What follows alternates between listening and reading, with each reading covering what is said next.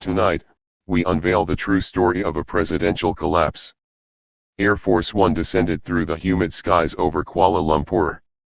But back in Washington, the United States government was shut down. Federal workers were unpaid. Essential services, frozen. The nation, adrift. Yet Donald Trump made history. He became the first American president to flee his own government shutdown. He stepped off the plane not as a statesman, but as a man whose credibility had evaporated. Local officials watched as he ranted to aides, shouting about a Canadian advertisement. An ad that quoted his idol, Ronald Reagan, warning against the very tariffs Trump champions. The truth didn't matter. His fragile ego could not handle it. So, mid-flight, he posted a tirade. And as his wheels touched down, he declared a new 10% tariff on Canada. An entire nation, punished, because Donald Trump's feelings were hurt. That tantrum signaled to the world that American foreign policy was now governed by emotion. In Kuala Lumpur, leaders were polite, but distant. Diplomats whispered the obvious. Trump's America could no longer be trusted. Malaysia, once a partner, began strengthening ties with Beijing. At a time when America needed unity, Trump sowed division. He didn't address the shutdown. He bragged about imaginary wins. He carried chaos with him. Officials called it the visit of confusion. Then, the world's leaders spoke.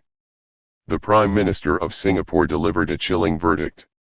We are in a post-American world.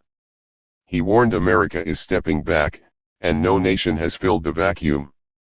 The age of American dominance is over. Then, from Ireland, a new voice of defiance. Catherine Connolly, who condemned Trump's policies, rose to power. In her victory speech, she called him out by name.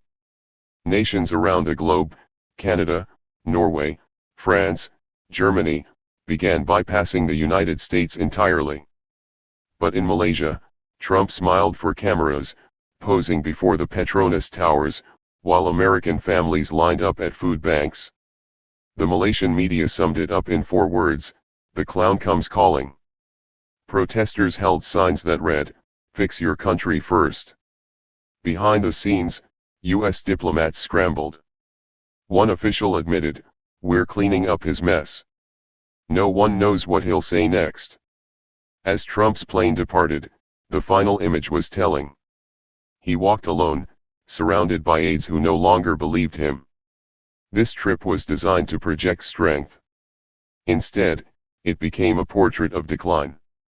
A president, out of touch. A nation, abandoned by its allies.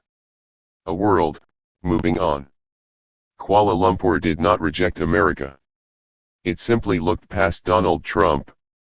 The world is turning its back on the man who turned his back on them first.